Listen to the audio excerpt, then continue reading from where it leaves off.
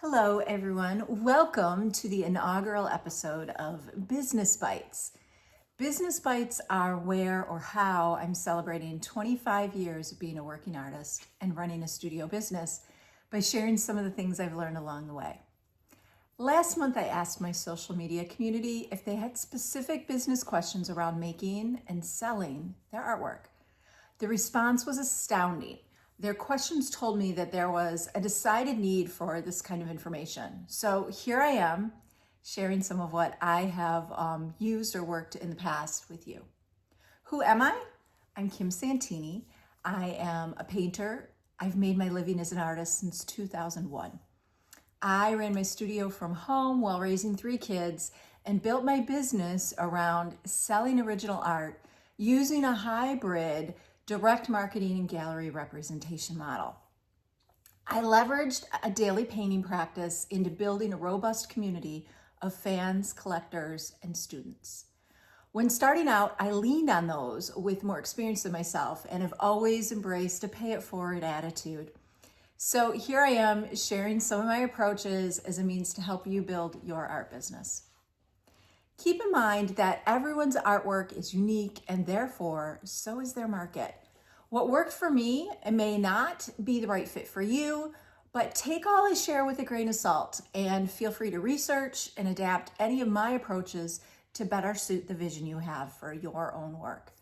And remember that I am not a tax professional or accountant or legal expert. It is your responsibility to know the business requirements in your state, province, or country. Okay, so let's get started.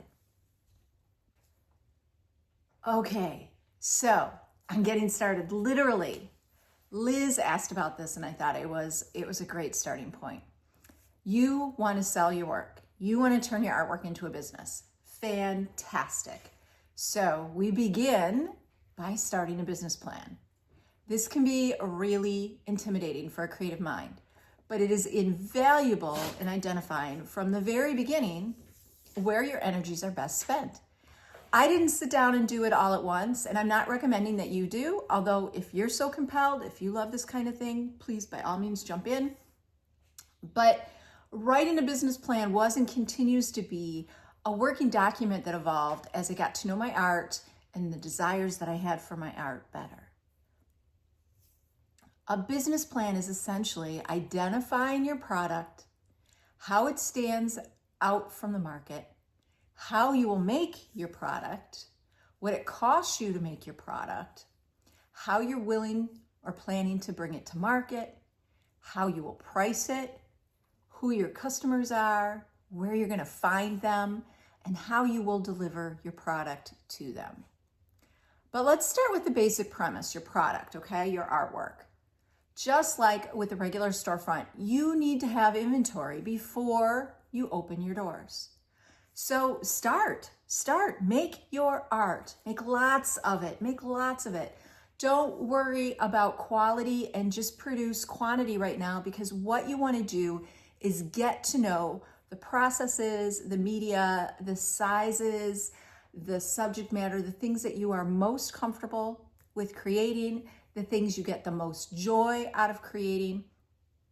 So it's important to make a good art, but also make bad art, because I learn the most from the bad paintings. I learn way more from the bad paintings than I do from the good.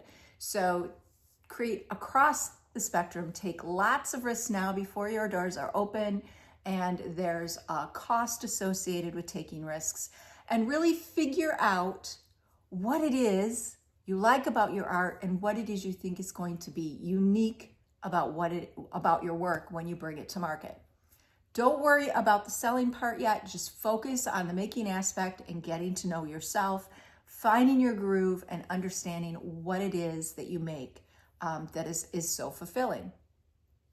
When you figure out the kind of art that you enjoy making the most, that is critical, because if you're building a business around art making, you had better enjoy it. You're going to be making a lot of it. So, and you're also going to have to talk about what it is you make and why you make it and what it means. So get that groundwork established now. Before you do anything around marketing your art or building any sort of business presence, you're going to want a collection of pieces that represent what you are making. So use this window of time to make lots of work, pare it down, figure out what pieces resonate with you, and get a collection created around those core ideas. As you make this art, what you're going to do too is establish a means of tracking your inventory and building your overhead costs. These are two really important areas for any business manager or owner to really always have a handle on. So let's start with overhead costs. You cannot project profitability or even price your work without understanding what it costs to make the work. And when I say what it costs to make the work, that's way more than the actual materials that you use or the amount of labor involved in producing the work. There are so many other things to track. I'm just going to give you a list of a few, but keep in mind everybody's situation is going to be different. So obviously we have art materials, but we're not tracking, I used 1/3 of a pencil here and half a tube of cadmium red paint. All the materials you purchase, period. Your entire stock of art supplies in your studio is an overhead expense. You need those materials on hand in order to make decisions or have options available to you. So you want to have a sense of all of the supplies, what that cost is involved in all of them. You're also running an office, so you're going to have office supplies, all the way down to paper clips and printer ink, envelopes, that sort of thing.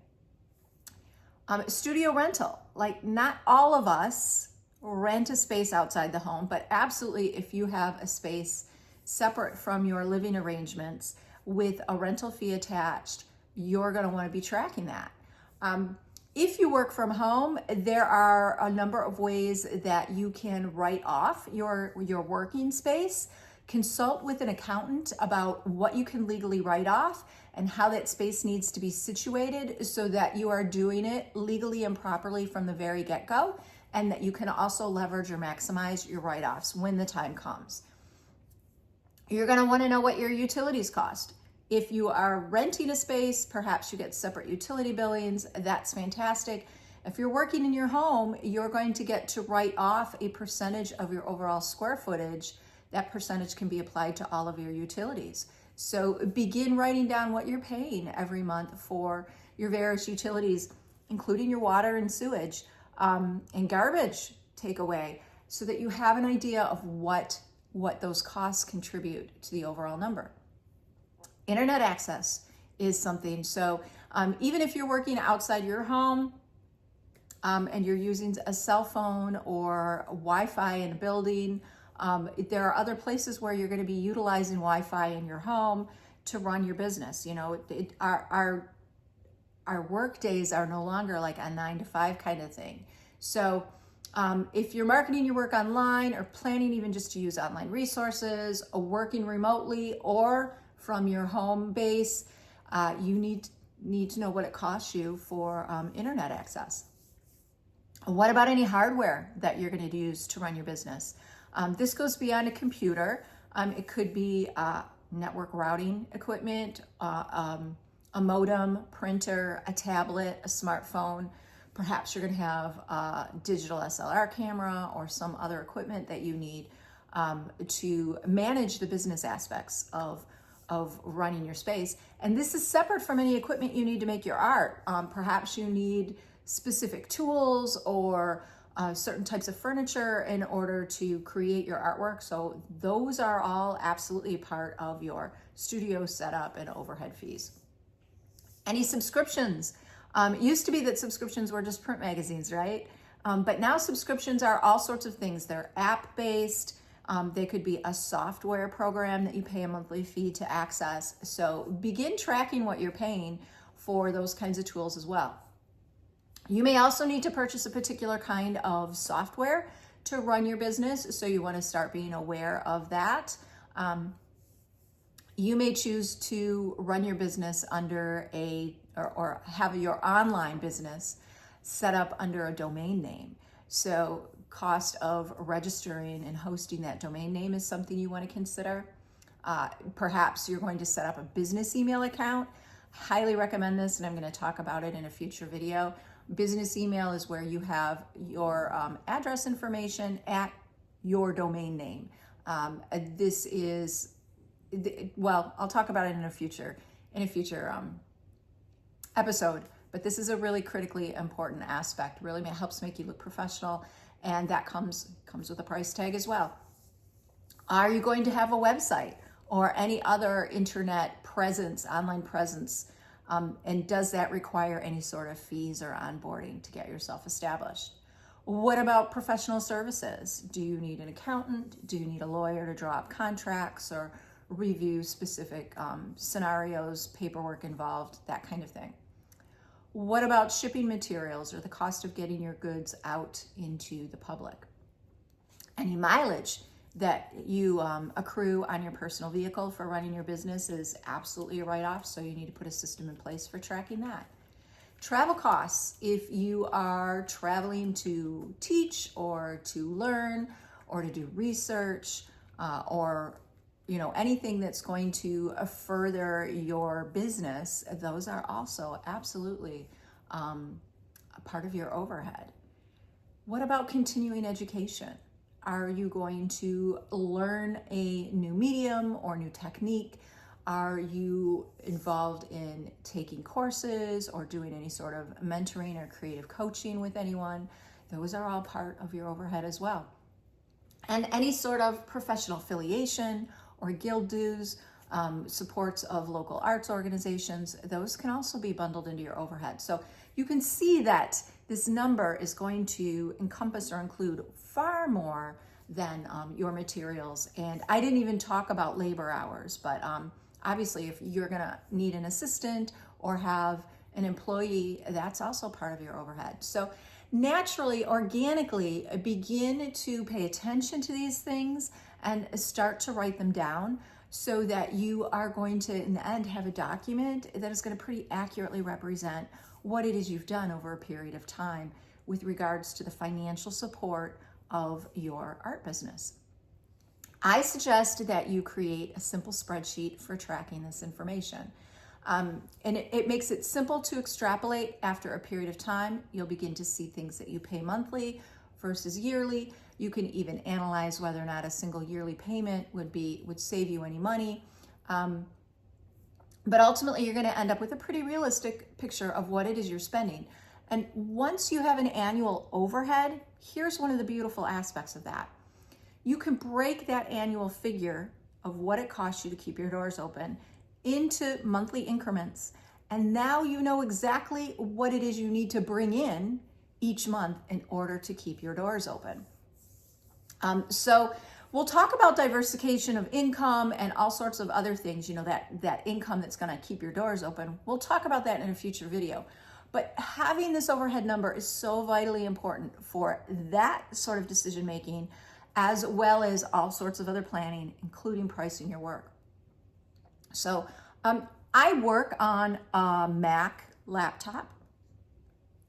I moved to Apple products about 20 years ago, and I haven't regretted it for a second. So I know that Apple machines cost more than other operating systems, but I use Apple products because they are more reliable, they last longer, they come with fantastic customer support, and they partner really well with the other tools that I have, like my smartphone and my iPad.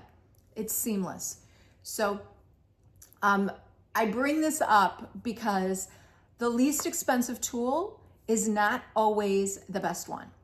Some things like your time, you have limited time and they are incredibly valuable. So when I found that when I was on a Windows system, I had daily program crashing, weekly virus infections, all sorts of problems on my machine. And I was regularly spending significant chunks of time troubleshooting that.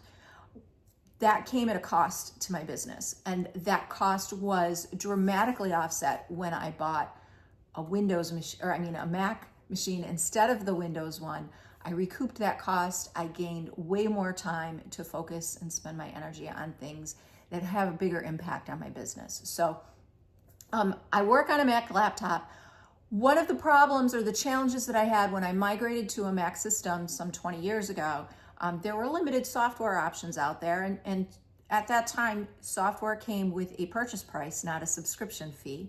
So I spent a lot of time researching and looking for lower cost program alternatives than Microsoft and Adobe and other big name brand software providers.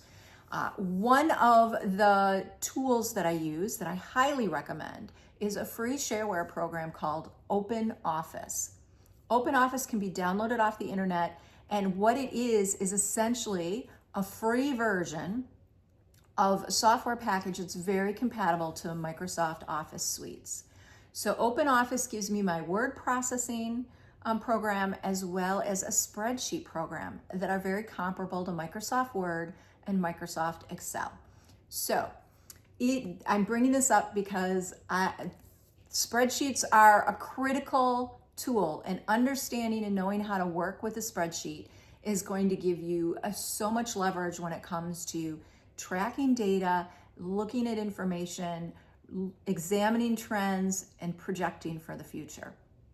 So OpenOffice is available on both the Apple and Windows platform. It is free. It is nearly identical to Microsoft Office. And it also has the ability to save documents in Microsoft Office formats or other formats. So it's incredibly versatile even for file sharing. I know there are lots of other options out there right now, but I'm sharing what I use, tried and true, and I absolutely love it, okay? So we're gonna start tracking costs as we are actively building our body of work, right?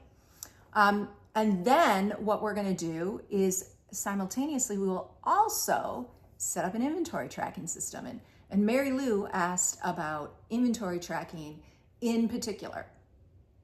Now, it might be super easy to track or remember where all your art is. It sure was for me when I started out. But as you build inventory over the years, sell work, send some out into the world, it becomes more challenging to do all of this in your head. I'm a huge advocate of writing it down, organizing your data, and then you don't have to think about it again. Again, frees up energy to focus on things, more complex problems. So I use a simple spreadsheet to track my inventory. I have it broken down by each year's production. So I have a spreadsheet for 2024, one for 2025, one for 2026. The spreadsheets are pretty much identical unless I integrate some sort of new data that I need to track. For instance, I moved to Substack at the end of last year, so I have some Substack information in my inventory sheets from that point forward, but it won't be in prior years. So I use this simple spreadsheet. I track statistics on the painting, like the date I completed it, its title, medium, size, substrate, retail price, sold price, where it's physically at. That could be in my archive storage. It could be in a gallery inventory. It could be in an exhibition.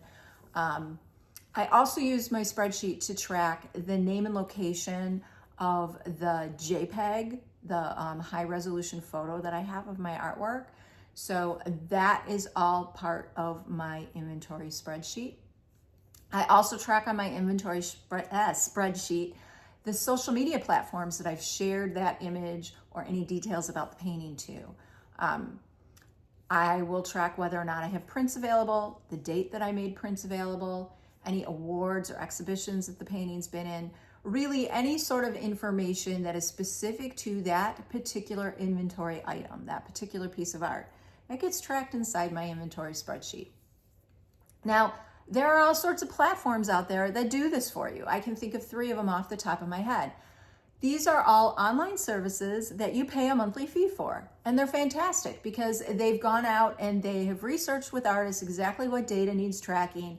And they've built a database and made it super simple for you to just log in and update your info. And they maintain all of it for you. This comes at a price.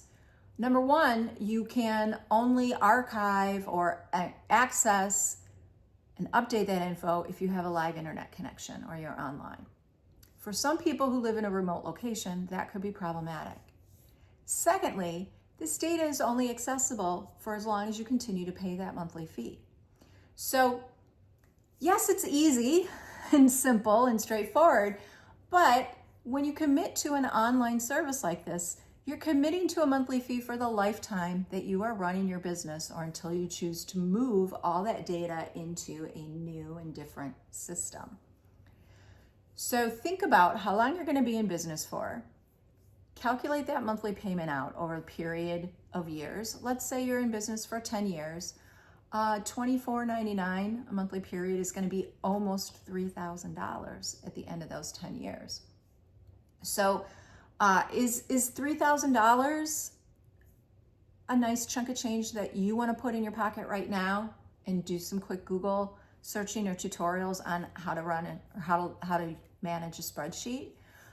If so, dive for it. You know, sometimes assigning a price point to a tool or a system that we can learn to do on ourselves really helps us to make a smarter business decision. So really only you know what that price point is for yourself, but I encourage you to do that math and make a choice that is going to be the soundest for the longevity of your business and the depth that you have in your bank accounts.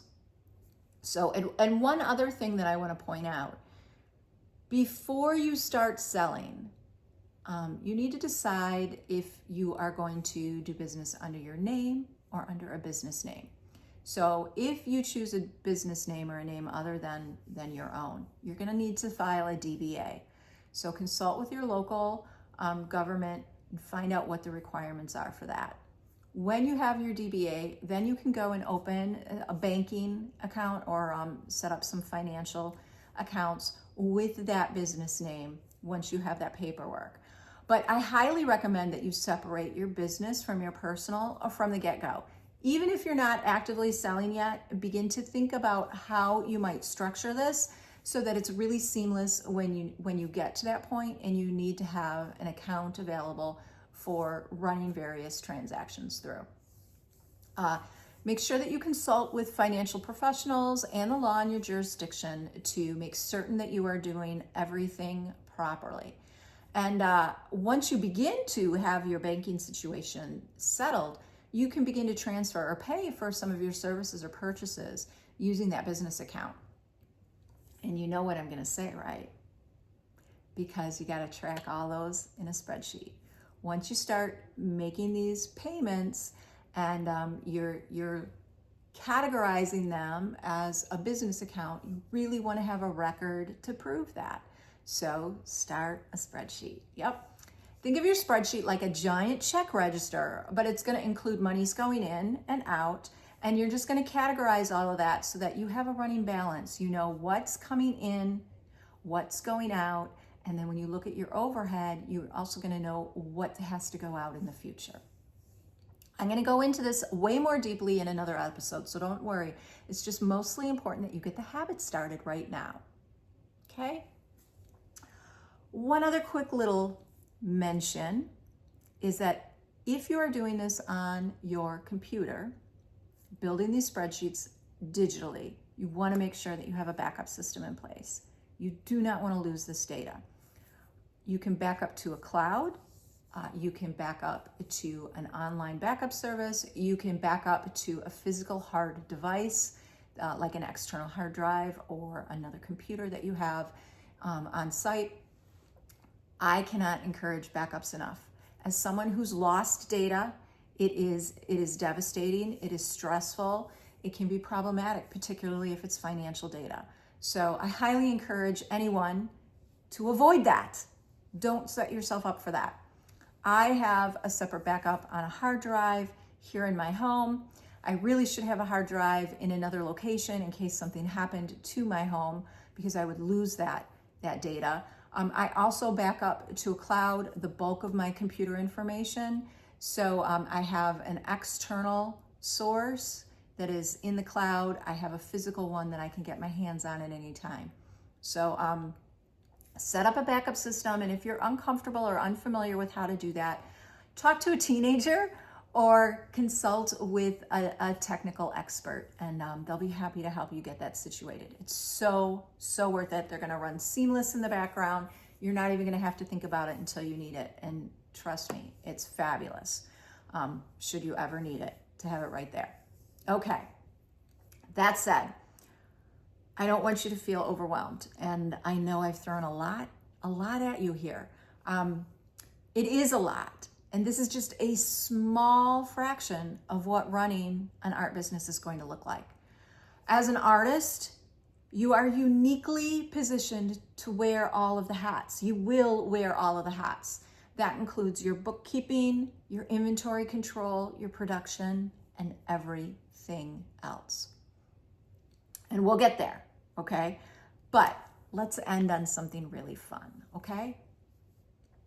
I want you to go out in the real world and actively seek out some exciting art.